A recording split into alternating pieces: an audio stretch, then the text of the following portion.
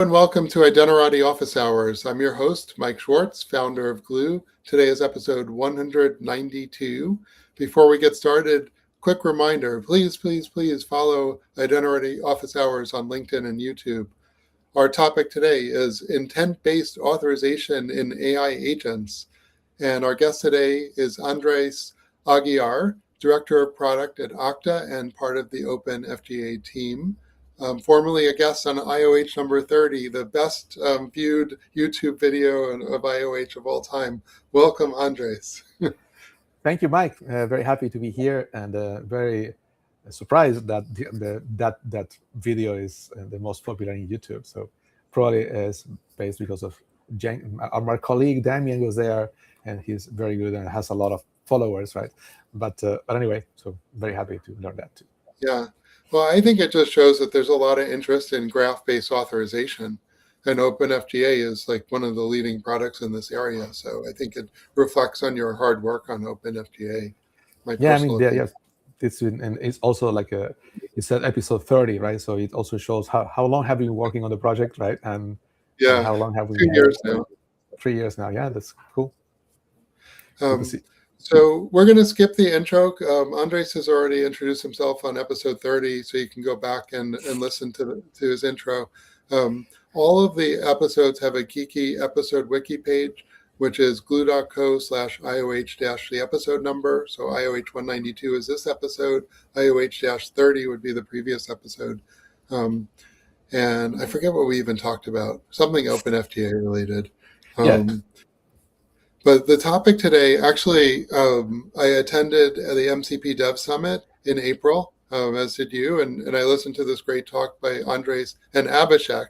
And Abhishek is actually, he gave a great presentation at IAW maybe last week or the week before. So I'm going to try and rook him onto the show too at some point.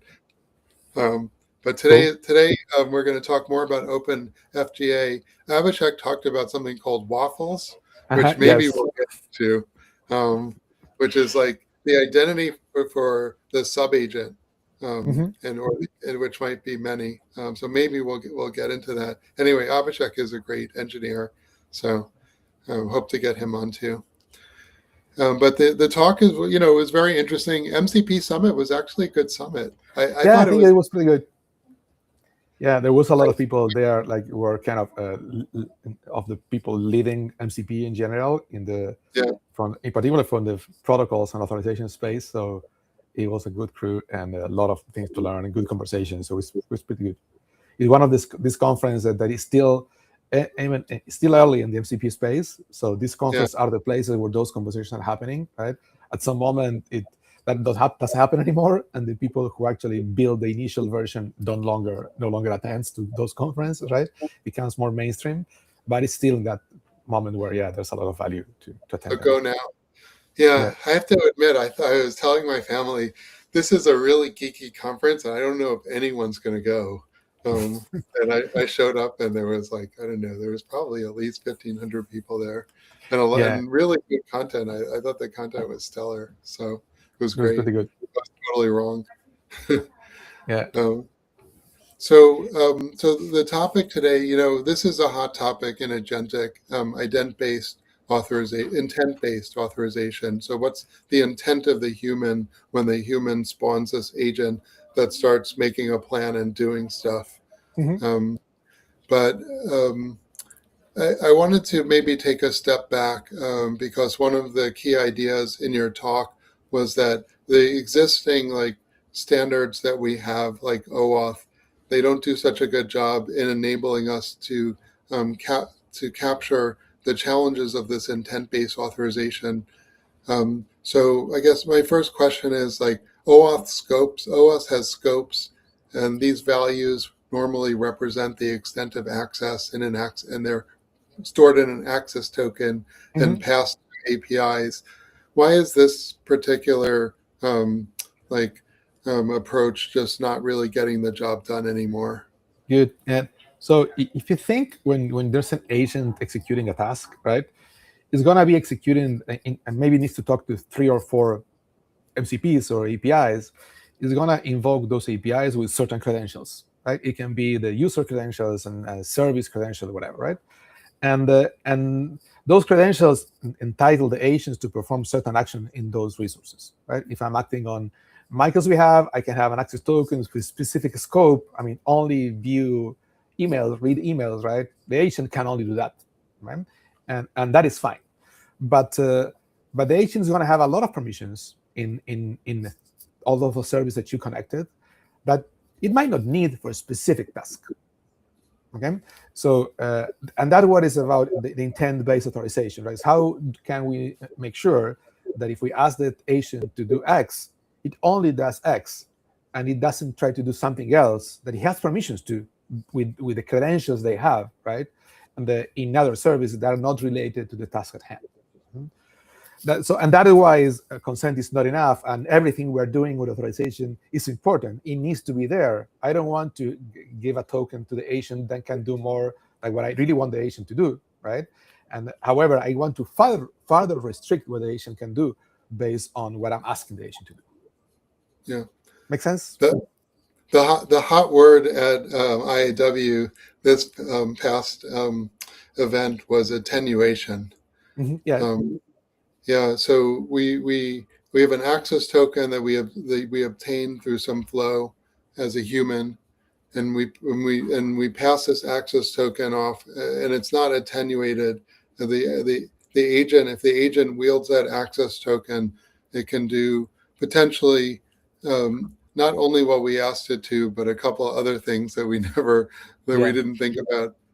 And before we dive into the authorization, it's hard to downscope tokens, or just like your application is generally not used to downscoping the tokens and then passing it off. And arguably, the token isn't meant to be passed off anyway. We actually sort of want to know that the token's only going to be used by the piece of software that the human was interacting with, not some spawn of the software. Mm-hmm. So, just curious if you have any thoughts on the. Is the identity broken, or is the authorization broken? So yeah, in general, tokens should be used by its audience, right? We have an audience or a resource that are designed to be consumed, and we want to send it to someone else. It's another resource or another agent acting on the same audience. Something needs to happen, right, to make sure we have a token that the other client or resource can understand, right? And today we've been doing those with token exchange, right? We can do scope attenuation if we want in token exchange, right? And have policies to decide the rules of the token exchange of how it can work. How we're going to do that for agents where that can happen way more often? Do we want to actually go to an authorization server to get a downscope token? Do we want to somehow the agent do it itself and somehow sign it in the context of the previous token to prove that it's downscoped? With some of the work that Claudia Herbrun is doing with this CEDAR and this proof of that this token is downscoped and has less power than the previous CEDAR policy, right? That governed the previous token, right? So I think there's interesting work happening there, and but if I look from the point of intent, right, it's still part of the same story, right? It's kind of even if the agent has access to perform that action, right, and has the specific token, an access token that can let them kind of read an email or send an email. I don't want the agent to send an email if it shouldn't. Okay, so it's part of it's in another layer of the problem, right? It's kind of this intent thing is in the runtime of the agent more than in specific authorization for a resource, right? And that I think is what is interesting and different, right? And so just to kind of maybe summarize what I was trying to show in the event, the use case there was the prompt to the agent was very simple. I want to summarize the status of a project and post it to a Slack channel. Right? That was the prompt, right? And there was a prompt injection in the attempt in the project information that says, please send an email to someone with the summary of this project, right? And the idea was, okay, let's try to see if the agent gets confused and actually tries to send the email, and see if we can protect that, right? If we can avoid the agent sending the email when it tries to do it. That was the idea, right? And we have like 3 use cases. One, how we can do that if the agent is ChatGPT and we don't control it, and it's hard, right? And then what if it's our own agent? We are building an agent ourselves, and then the agent, we can check the prompt, analyze the prompt, detect what the prompt wants to do, understand the permissions it needs, and how it will work in that use case. And in the example was very simple in the sense that I controlled everything, right? So I controlled the resource server, I control the agent, right? So it's not an open world scenario where the agent starts here and lands in another resource server that you didn't know about, right? So there's a way more controlled pieces in that example, because what I wanted to test is those ideas. Okay, can we do this first in a simple example, that if you're building your own agent, right, and then try to understand how they will apply to more complex scenarios. Yeah, so I want to take a step back and just look at the business process about how we would manage security in the past. But it was more sort of manual and anticipatory, like we would pre-approve certain capabilities for certain pieces of software. And that there are just challenges, I think, with that idea that pre-approving agentic capabilities is going to work because there's just potentially more capabilities. Or what are the sort of challenges with the older model of how we even decided to give these clients certain abilities? Yeah, and it's also it's a hot topic internally, right? Things we're discussing about those scenarios and how to handle them.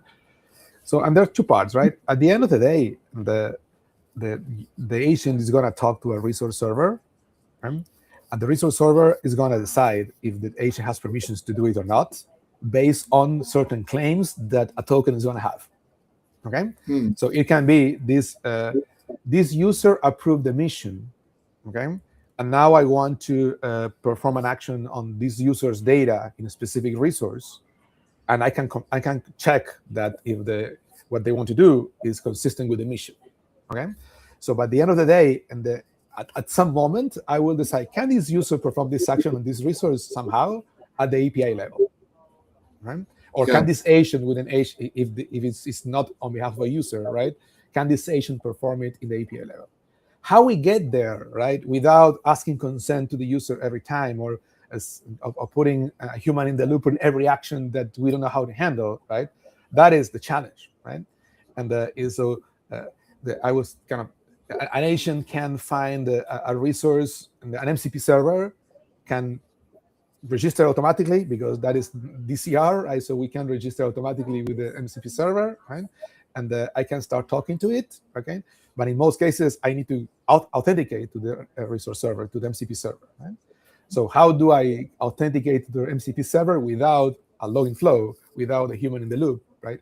I need to have a token that says, I want to perform this action on this resource, and somehow someone approved this, right? And it's consistent with the mission I have, right? So to perform that action autonomously, right? So, and those scenarios are more scenarios where, yeah, you're using ChatGPT or Claude or something like that it can discover anything in the world, right? I think in enterprise scenarios, the resources you can access are more controlled, right? So it's not that you can access any software product, right? You can access the software product you provision in your system, right? And so there, I think the problem is simpler because it's not as open world as scenarios like, yeah, I'm trying to book a ticket in ChatGPT, right? And where that will take me. But data gets very complicated, so access, can I use, the Salesforce, inventory system, yes or no? But data gets very complicated. If I'm saying I want back this set of data, I could see that getting more complicated. So actually, I wanted to before we go into the data, though, let's go. I want to go back to something that you said, because I like the way that you were phrasing you said, so the question is, can this agent or this piece of software be allowed to perform this action on this resource given these tokens it's presenting? Mm-hmm. And I like how you phrased, not that it's the user doing this, but we have a token that indicates, there's a user here this agent wants to do something to this user's data. Mm-hmm. I liked your whole framing of the issue. That seemed very aligned to me. I've been pushing for this idea of token-based access control, Mm-hmm. Yep. which is essentially that. It's essentially saying we're not so sure who the human is here. All we know is that we have a request for this action on this resource, and we have some evidence. And in that evidence is some evidence of a connection to a human, which might be 3 or 4 steps back at this point. I Yep. really like that framing of the whole problem. Yeah, it makes sense. And I think in the things that people are writing, like a Cal McGuinness in the context of the mission-based and that those approaches to define policies and intent, right? There's that concept, right? So there's a mission, it's approved by someone, right? And then you can carry that authority to execute an action on behalf of that mission, right? And that is the kind of token the resource server is going to get and trust to be able to perform the action and when the agent requests it, right? So it's on behalf of the mission was approved by a user. So all of those things need to be intertwined in how the resource server is going to decide if it can perform the action on the resource or not. Right. And what those tokens end up looking like, I think nobody knows. Carl's actually made some suggestions, but he's not writing protocols. We have Dick Hart is implementing in OAuth some of Carl's ideas. Yep. But it's TBD. That's still very early. Yeah, and it's interesting because in general, you first have experience in building agents doing these things, right? And after you've seen them working or whatever, you start writing the protocols, right? It's more, it captures good practices of real problems we are seeing. And I think here it's very early still in how agents are going to work, right? So we have like the ChatGPTs and cloud of the world. Then some companies are starting to build internal agents, SaaS companies building their own agents. That wave is starting now. So I think there's so many things we're going to need to learn of how we want to do those things. And first, we need to learn them in the context of a smaller scale, right? So I'm building my agent inside of my company, right? How do I handle that? The scenarios of I have ChatGPT that's going to discover resources like around the world, right? It's going to kind of connect to a random MCP server, authenticate, have a standard protocol which any random MCP server needs to understand the mission that ChatGPT have. Yeah, I mean, that is awesome. I think we're very far from understanding really well that problem, right? Yeah, although, the one thing I like about this whole agentic challenge is that I feel like this challenge of software, identifying software and authorizing software on behalf of people, this is what we've been doing for years. And I felt like maybe the business didn't think it was that important. And now with agentic, with everyone hearing podcasts that say you have to do agentic or you're going to fall behind, now it's sort of the board level has said, okay, this software has become much more important and we have to start becoming software companies. Yeah, and there is, so everything starts with, if I want my API to be used by an agent, right? The first need to do is implement proper authorization in my API, right? And first have a public API with proper authorization, right? And if you don't have that, then you don't have the right to play in the space, right? And a lot of companies don't have that, right? And don't have a good public API, or it doesn't have the level of fine-grained access that you need for an agent, right? And so you need to build that. And all of these things about intent, it's a layer on top, right? That runs on top of APIs that know how to proper authorize users, right? And authorize agents and have proper consent, right?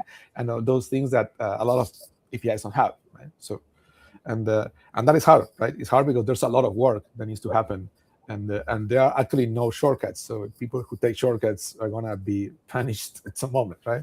Because they're gonna have security problems, right? So with regard to intent, it could be the intent of a human, but it could also be the intent of a business unit, right? Like Yep. never order more than 100 units of this product. So and that could be a business unit type of rule. And so I wanted to I'm wondering how this connects to graphs. Mm-hmm. Because you're an expert in graph-based authorization. OpenFGA is based on Zanzibar. It's a graph-based authorization engine. Intent is we could say intent could be in natural language, or it could be in a more structured policy syntax, perhaps like CEDAR.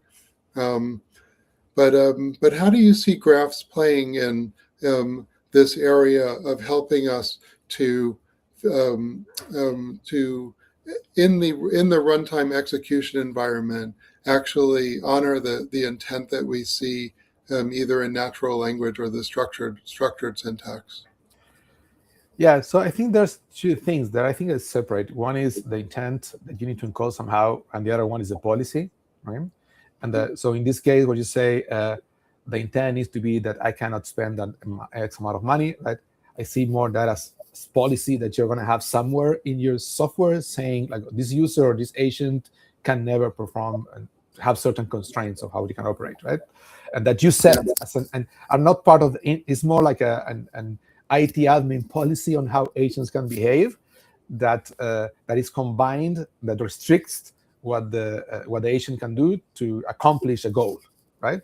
So I want to, I don't know, get a computer, right? It cannot be more than X amount of money. It needs to be a MacBook Pro or whatever, right? So that's policies that live in the context of a company, right? And how we define those policies is also interesting because I think so. Graphs are great when you have a data structure that is complex and it has a lot of relationships, right? Think about like if you have permission the most common one that we use in the Zanzibar world is you have permissions in a folder, you have access to the documents, right? You have permissions in a specific project, access to the tickets and things like that, right? And when I think of the policies you're going to define for these use cases, they tend to be more ABAC-ish, right? So it's like this policy of I cannot spend this amount of money, and is more. It can be live in a graph, right? You conceptually, right? But it's more based on a specific condition than a specific relationship, right? And so I think there's a depending on how the data is structured to decide those policies, graphs have more value or less value. And the amount and the number of systems that you need to consume or where the data is to decide to make those decisions, right? So in that context, if the policy is based on having a prompt that it wants to spend X amount of money, right? The data is in the prompt, right? Or it's going to be gathered as part of that request. Now, if it is more, it needs to be in the boundaries of what this department can consume or can spend. That implies more data, right? So I need to know this user belongs to this department. The department constraints are these ones. That is where the graphs are more interesting, right? When I need to gather data to evaluate those policies that can be in different parts of the organization, right? I need kind of organization graph to understand how to get that data, and yes, and how to inject that in the policy engine that is going to make those decisions, right? In the OpenFGA world, that will be I need to have an OpenFGA system where there's data from multiple internal systems that can help build that graph of the data that needs to be used to authorize agents to perform these actions. Right? I have a newbie graph question because I'm not a big graph user, but I think of graphs like an index. And so if you have millions of documents and millions of users, is a user the owner of a document? Basically, I need a fast way to look that up. And I see a graph almost as like an index search result for that type of thing, which I need to know a lot. Is that an unreasonable way to think of graph databases as like a special type of authorization database index? Yeah, I think you can think of graph databases for authorization as a database that is based on graphs, that is optimized to answer authorization decisions, right? However, when I think of an index, I think of a shortcut, right? I can answer that, can this user view this document, right? And in a way that is super fast or indexed. And in a graph, actually requires a graph traversal, right? So can I view this document? Okay, it depends if I'm the owner of the folder, or a member of a group that is the owner of the folder, or a member of an organization that owns the document. Okay, so there's a lot of path that you need to traverse to understand that, right? And the permissions database are optimized to do that kind of traversing very quickly, right? But it's not an index, right? It's kind of a database optimized to traverse a graph for those use cases pretty quickly. There are scenarios, and we're building those in OpenFGA was mostly in the commercial product for Okta Auth0FGA, which is, let's say you want a list of the documents that you can view, right? And if you need to traverse the index to understand for each document if you can view it or not, that is expensive, right? Okay. So what you can do is you can flatten that graph in a view or table that says this user can view this document, and now it becomes more like an index, right? But that implies that every time I add a user to a group that is the owner of a folder where a document exists, right? I need to now create several records in that index because there's now a user that has access to 10 more documents, right? So, and maintaining that index and the updated in real time is interesting and challenging, in particular if there's a lot of data, and if a single change in permissions has a lot of in policies, has a lot of impact in the actual permissions that the user has. Make sense? Yeah, that's a very interesting way to look at it.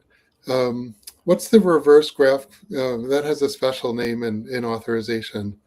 I forget what it is. The reverse query. So in OpenFGA is more like this. You can do a check, which is, can this user perform this action on this resource, or you can do a list objects. And Auth0, I think, is search resources, right?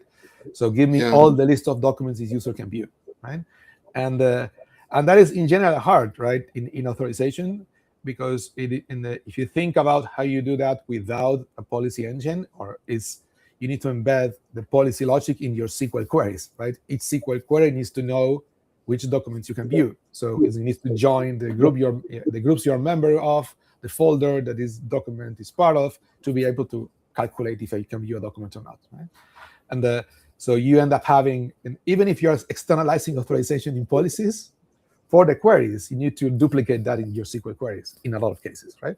And so that this kind of reverse index or reverse query helps you in those use cases too. For graphs. Right. I like the idea how the reverse query then gives you a smaller subset, which becomes like the index. It's an interesting way to think about it. I always thought of the graph traversals as relatively fast anyway. So maybe the way these databases work, like the Zanzibar databases, Inspired databases, is it's a database, right? And a database, you cannot say what is the latency of a database, right? It will depend on your schema, on your data, and the queries you perform, right? So in this, for example, the canonical example in the Zanzibar world, you have a folder hierarchy, right? Okay, if you have a 100 folders that are nested, and you have a document in the leaf one, right? Then you have to know if you can view it. You need to know that you can view all the parent folders, right? To understand if you can view the document, right? And if there's a folder that you cannot view, that permissions is inherited. You can. So that is usually more expensive to calculate than if you have a one-level hierarchy, right? And so, and those are, they will depend on how the shape of your data, how fast are those queries, right? And these kind of pre-computed indexes help in those scenarios too, where you have like a deep hierarchies and you need to do faster lookups. Right? It's funny because you went exactly in the direction I was going to with my question, which was in actual deployments, because anything's possible, but in the majority of deployments you see, are they using relatively flat hierarchies, or are they really using like deep nested hierarchies, or is there no a mix of all the above? In general, the value of a Zanzibar style product, it's the more complexity and the more hierarchies you have, the more valuable it is, because it's the harder it is to build in different ways, right? So in general, yeah, we have a lot of users in OpenFGA and in the commercial product that have complex models with complex hierarchies. Then they need to be deep, right? Maybe it's not that they have like a 10 folders, but they have, I don't know, a department and location and a project, a sub-project, a lot of resources that are in a hierarchy, and that to evaluate the permission in the lowest level, you need to kind of traverse up that hierarchy to understand if the user can access the resource or not, right? In SaaS applications, and there's some scenarios in some in HR, in insurance, those models gets pretty complicated usually. Yeah, right. I had Josh Cornejo. He's an expert in ORDL, which is the Object Digital Rights format. It's a W3C standard, and the copyright relationships among the digital asset holders for things like music or other digital assets can be quite convoluted. Like which holding company owns the right to this thing, and before you know it, you're like 15 organizations deep with like the digital rights. And so so in that case, I think so for some of those challenges, I think I don't see how it can really be modeled by anything other than a graph. Yep. But LDAP was the original graph in a way, because LDAP, it's a tree structure. However, most of LDAP's architectures avoided deep nesting of and moved towards more flat data structures, which then probably led to their downfall, because people are like, why do I even need LDAP? I can just have one table in an RDBMS and just be done with it. We still suffer. I mean, people with very hard LDAP, hierarchical groups, nested groups in LDAP that are difficult to migrate to other IDPs, right? Because of that complexity. But yes, there are a lot of implementations that are way simpler. So let's get back. So that we were talking about intent-based authorization. So let's maybe pivot back here for a second. I sort of see a bifurcation in this area, where we need natural language, but we also probably need something structured. And I think it depends upon maybe how important the rule itself is, or the intent itself is. Like, never give the human more than this amount of radiation. That type of rule is very important. But Andres prefers a large unless it runs small, in which case give him an extra large, type of thing. Maybe it doesn't need to be like constitutionally like provable. Yeah. And so, but again, I see those more as policies that you can encode some. So I can write that policy in natural language, and they get it encoded in CDAR. Okay, all of those policies, right? It's more about, I want to get a T-shirt, right? And so if I want to get a T-shirt, you can find the policy, understand what are the T-shirts that you can get to me, right? But you shouldn't be sending an email, okay?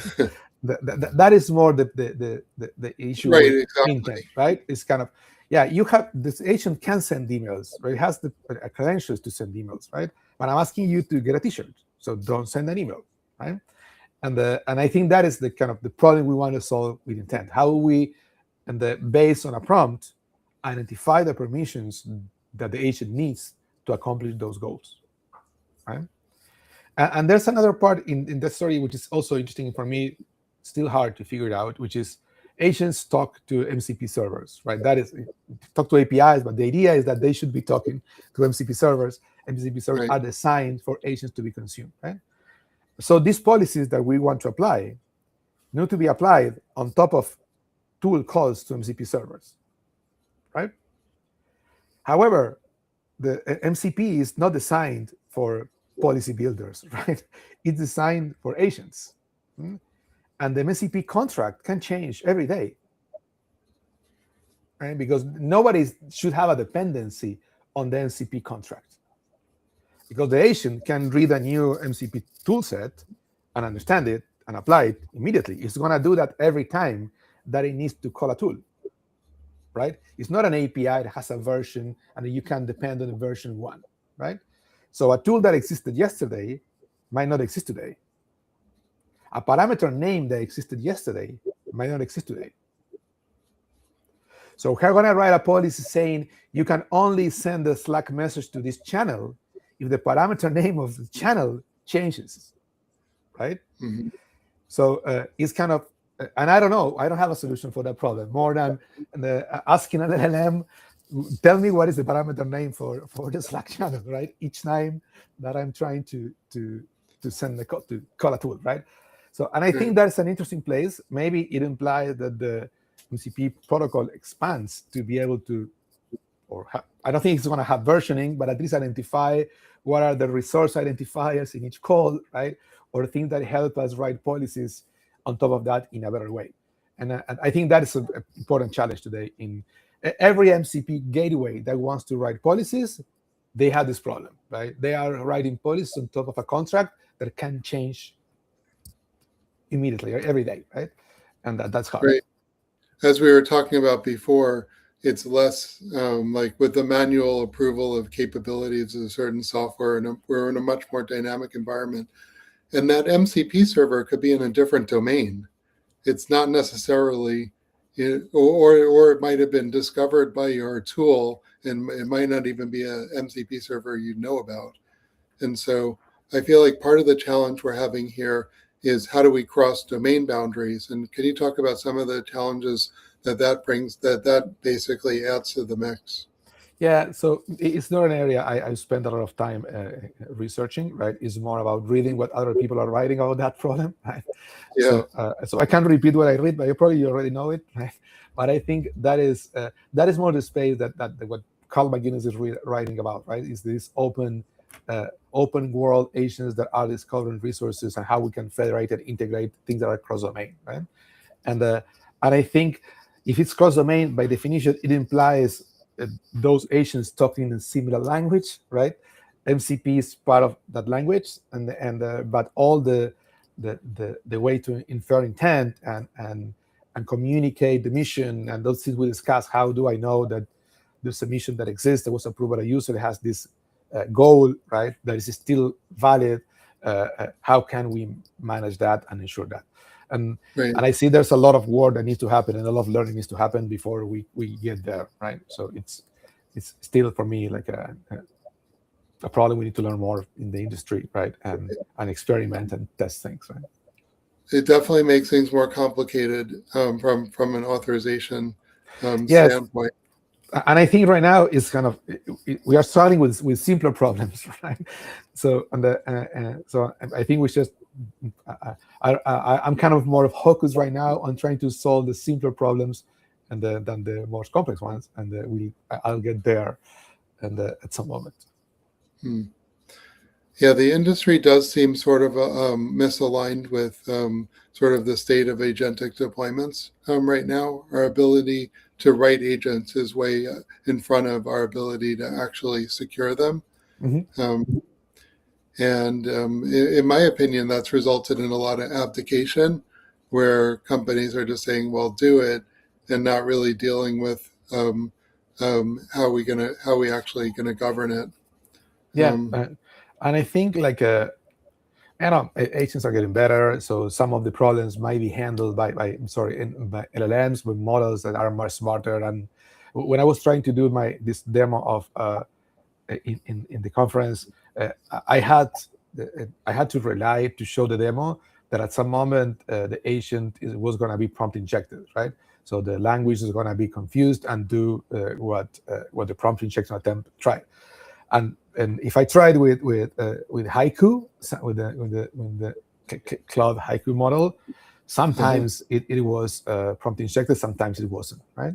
If I tried with Opus, it was never prompt injected. Okay, so I need to find a dumb model for my demo, a dumber model for my demo, okay, to make it interesting, right? I'm sure if I try 100 times with Opus, one of them might be you might get to prompt injection, right?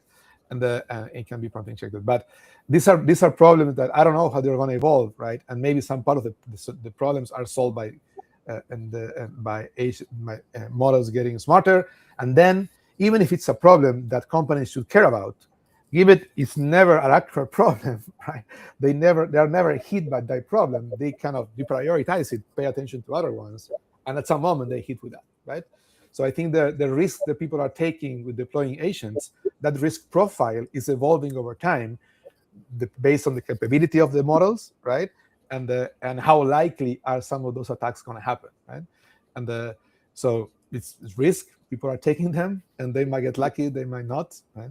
And at some moment, it's likely that you're going to get hit by one of these things, right? If you deploy them right. Probabilistically, I can say, because I'm using the latest Claude model, that it'll only get fooled 1 out of 100 times, and I can just deal with that exception when it happens and accept the liability of that 1 out of 100 times. If you're thinking how you're using Cloud and those tools as a developer, right? Yeah, you tend to approve everything that Cloud asks you for, right? It's hard to kind of, it's the way it works, right? And of course, if you see something very odd, you probably won't approve it, but you tend to approve, right?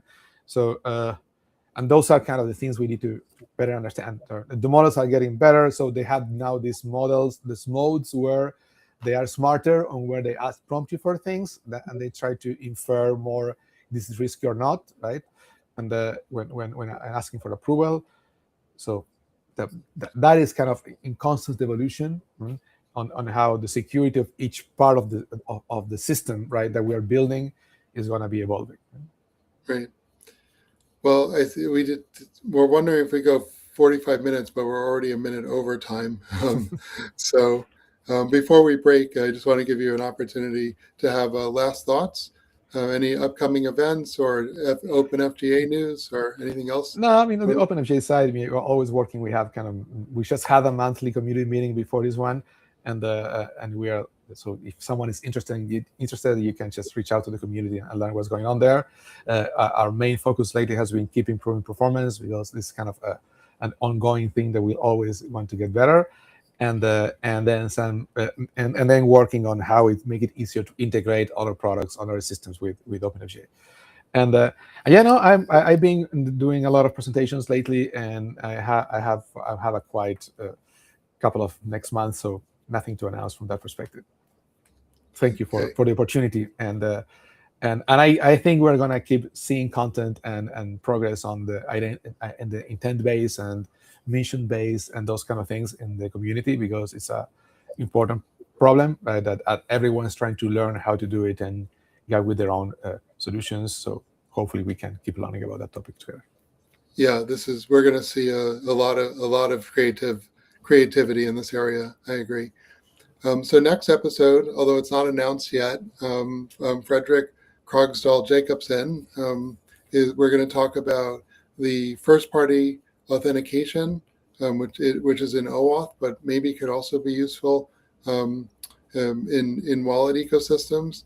So it's going to be kind of a geeky talk, but this is it's an OAuth RF draft that I really love. It's like a back channel code flow. And we supported it. Glue, Keycloak supports it. A bunch of people support it already. So it's an early draft, but it's very enthusiastic. And this is a session that Fredrik ran at IAW. But I just thought it's an interesting topic. And so, hey, at least I'll be interested. I don't know if anyone else in the world will be. And with that, I'll just say a quick reminder again to follow us on LinkedIn or YouTube. Really appreciate that. And then with that, I will say thank you, Andres. Thank you.